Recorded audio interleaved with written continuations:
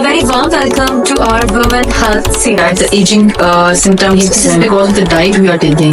Unhealthy diet causes the dryness of the skin. Sun rays are coming. If you can see yourself convincingly sun rays are coming, that's important कि आपने sunblock must लगाया. जितने भी T और coffee lovers हैं ना उनको अपने अगेंस्ट कर लेंगे. Assalamualaikum. Assalamualaikum ji, this is me Dr. Mahnur Chaudhary. I hope you all are doing well. A very warm welcome to our Women Health Series. Today we have a aesthetic physician, Dr. Ramal. Currently she is practicing in the Aesthetic Lounge, Islamabad. Thank you so much, Dr. Ramal, for joining us. Thank you so much, Dr. Manur, for inviting me. रमल, मुझे बहुत ज्यादा DMs आते हैं skin से related, सो इस वजह से मैंने आपको चूज किया क्योंकि ऑफ कोर्स ये आपकी स्पेशलिटी है और आप इसका बेहतर तरीके से आंसर दे सकते हैं.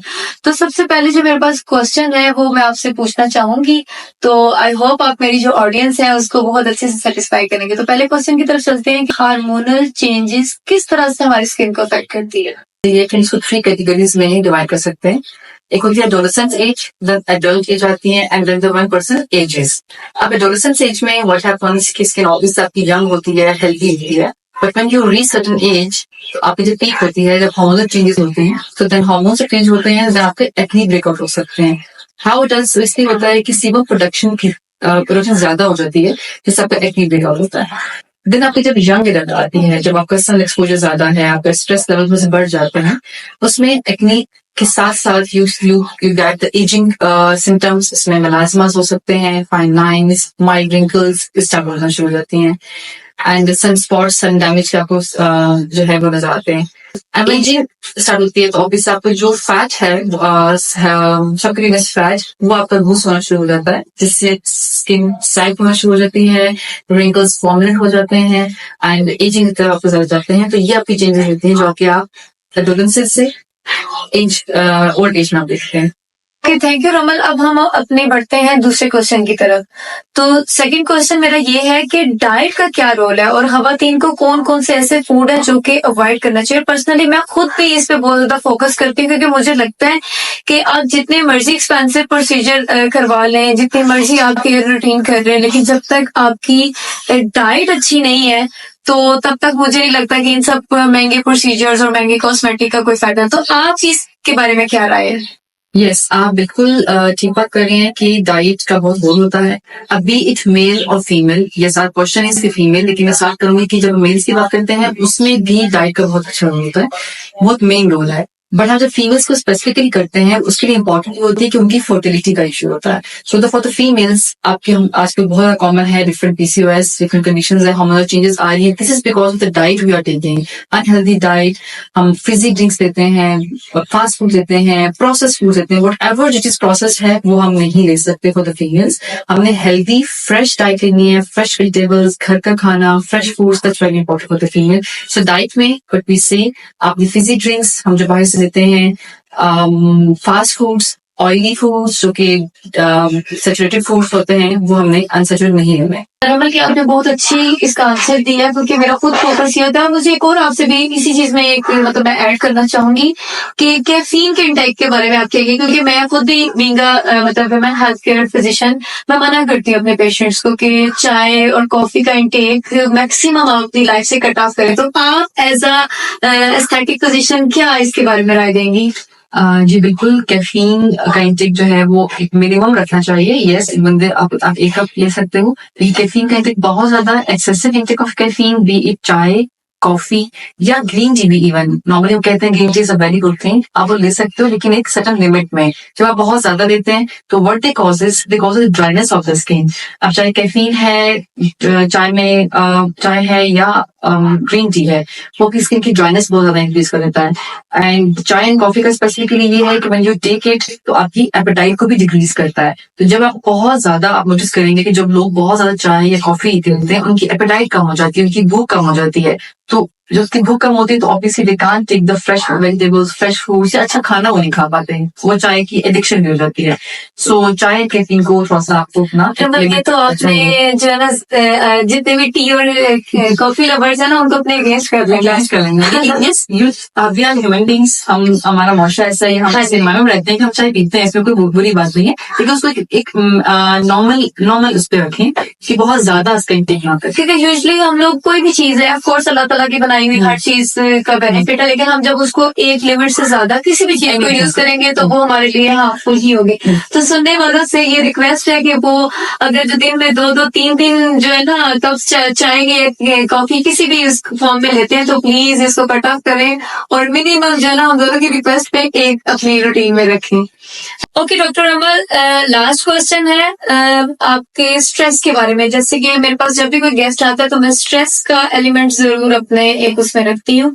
स्ट्रेस कैसे हमारी स्किन को अफेक्ट करता है और लाइक अगर अफेक्ट कर रहा है तो आपको पता है कि जिस तरह की आजकल लाइफ है हर बंदा ही स्ट्रेस से गुजर रहा है, तो फिर हम किस तरह से मैनेज कर सकते हैं आजकल के टाइम में इसको? बहुत अच्छा इनका क्वेश्चन है, क्योंकि आजकल वैसे ही जनरली बहुत स्ट्रेस आउट रूटीन है, वर्किंग स्ट्रेस होता है, डिफरेंट स्ट्रेसेस हैं, बहुत ज्यादा हम ऐसे वर्ल्ड में रह रहे हैं राइट नाउ, क्योंकि बहुत स्ट्रेसफुल वर्ल्ड है।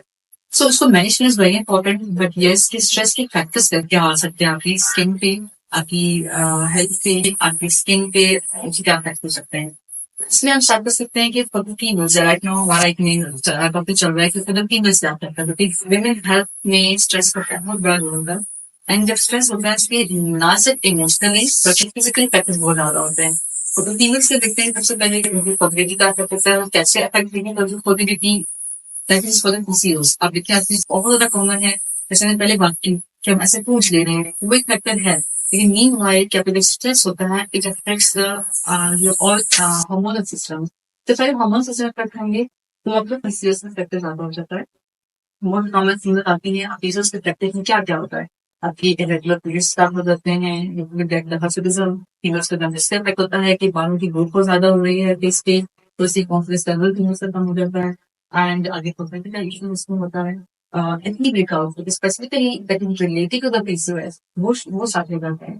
तो इन सबको मैनेज करने के लिए इट्स वेरी इंपॉर्टेंट कि हम अपनी exercise very important for this, lifestyle very important for this, we exercise या आप डाइट लेके चलें, अपने हेल्दी फ्रूट्स घर का खाना टेस्ट करेंगे। बहुत कॉमन है कि जब आपकी स्ट्रेस फैक्टर्स बहुत ज्यादा होते हैं तो आपकी ऑलरेडी कुछ ऐसी डिजीजेस होती हैं you are prone to that, तो वो भी बहुत ज्यादा हो जाती हैं। तो स्किन की for example if you are in stress तो आपकी ड्राइनेस ज्यादा होगी, जिसकी वजह से itching, irritation and that leads to eczema, psoriasis. ये सारी कंडीशन आपकी स्ट्रेस की वजह से डेवलप हो जाती हैं। एंड इससे अच्छा इफेक्ट ये है कि you should like try to consult dermatologist and aesthetic physician, ताकि आपको थोड़ा बहुत अच्छी गाइडलाइन, एक प्रॉपर स्किन केयर और मैनेजिंग केयर आपको मिल सके। Thank you so much doctor Amal. आज मैंने भी आपसे बड़ा कुछ जो थी चीजें वो सीखी हैं। आई होप मेरी ऑडियंस ने भी बहुत कुछ आपसे लर्न किया होगा। तो जाते जाते हम आपसे एक टिप लेना चाहेंगे जो कि आप हमारी सुनने वाली खवातीन को दें कि मतलब कौन सी ऐसी मिथ है या कोई भी आप जो सजेशन देना चाहें मेरी फीमेल ऑडियंस को, तो प्लीज। जी बिल्कुल, एक लास्ट मैसेज देते चलते हैं कि एक बेसिक रूटीन में चाहूंगी कि हमारी जो सारी बहुत खवातीन फीमेल्स खास होते हैं वो बहुत ज्यादा क्यूरियस होती हैं, दे वांट टू नो कि हम क्या बेसिक रूटीन फॉलो करें ताकि बहुत चीजों से आप बच सकते हैं। सो आप जिस वर्ल्ड में रह रहे हैं तो उसमें सबसे इम्पोर्टेंट आपके लिए ये है कि आप एक अच्छी सी बेसिक स्किन की रूटीन मॉर्निंग एंड इवनिंग के अपने कंटिन्यू कर सकते हैं। उसमें इम्पोर्टेंटली ये है कि अगर मॉर्निंग है तो आप उसमें sun block is very must, अच्छा सा फेस वॉश या एक फेस क्लेंजर, डिपेंडिंग कि आपका ऑयली या ड्राई फेस है आप ये देख लें। तो अगर यू ऑयली फेस तो आप फेस वॉश की तरफ जाएं, अगर आपको ड्राई स्किन है तो आप क्लेंजर की तरफ जाएं। सिंपल से बेसिक क्लेंजर लें, देन उस पर आप मॉइस्चराइजर अप्लाई करें। मॉइस्चराइज मस्ट करना है, दीज आर द थिंग्स जो बिल्कुल बेसिक है और आपने इसको रिलीजियसली फॉलो करना है। And then the sun block, आप बाहर निकल रहे हैं, धूप है या नहीं है, sun rays are coming to you. If you can see yourself to means कि sun rays are coming, that's important कि आपने सन ब्लॉक मस्ट लगाना है। आप सन ब्लॉक यूज कैसे करना होता है ये सिंपल बता दूंगी, आप कोई भी अच्छा ब्राइट आप सन ब्लॉक ले सकते हो, बट आपने यूज कैसे करना है। एक कॉमन मिथ एग्जैक्टली ये है कि लोग कहते हैं कि सिर्फ सुबह लगा दिया उसके बाद छोड़ देते हैं। सन ब्लॉक का काम तकरीबन 2 to 3 आवर्स है। आपने हर असर से पहले तकरीबन कोशिश करनी है कि 3 to 4 टाइम्स सन ब्लॉक को अप्लाई करें अपने फेस पे and top it up with any अच्छा मॉइस्चराइजर, वो लेकिन नाइट में भी अच्छी सिंपल फेस वॉश एंड आपका अच्छा moisturiser, this is very must. तो वो आपसे यस, डाइट की हम जब बात करते हैं तो उसमें आप एक अच्छी hydration that will really affect your skin, तो वो इम्पोर्टेंट है। फ्रेश वेजिटेबल्स एंड फ्रेश जो फ्रूट्स हैं वो मस्ट है। यूज थैंक करें। यू सो मच डॉक्टर अमर, आज आपने अपने कीमती वक्त में से हमें भी थोड़ा टाइम दिया। और देखिए मुझे बहुत अच्छा लगा कि आप एक एस्थेटिक फिजिशियन होने के साथ साथ ये नहीं कि जस्ट आप मतलब हमारी ऑडियंस को या इवन अपने भी जो क्लाइंट्स हैं उनको महंगे महंगे प्रोसीजर्स या मतलब अप्लाई करने वाली चीजों की तरफ रखती हैं। ये बहुत एक आप में पॉजिटिव पॉइंट है कि आप उनको फूड की तरफ भी करती हैं, क्योंकि मुझे लगता है कि 80% हमारी डाइट का कमाल है और बाकी 20% जो है हमारी स्किन केयर का। तो देखने वालों से भी गुजारिश है कि वो जो भी डॉक्टर अमल ने रूटीन वाइज चीजें बताई हैं उनको फॉलो करें। और अगर किसी ने कंसल्टेशन लेनी है तो मैं अपने लिंक में उनका एड्रेस और साथ में नंबर भी कर दूंगी टैली, तो जरूर इनसे रब्ता कीजिएगा। और इसी के साथ मुझे इजाजत दीजिएगा। इंशाल्लाह नेक्स्ट सीरीज में एक नेक्स्ट टॉपिक के साथ जरूर मुलाकात होगी। Keep smiling, keep shining, signing off doctor मानुषा।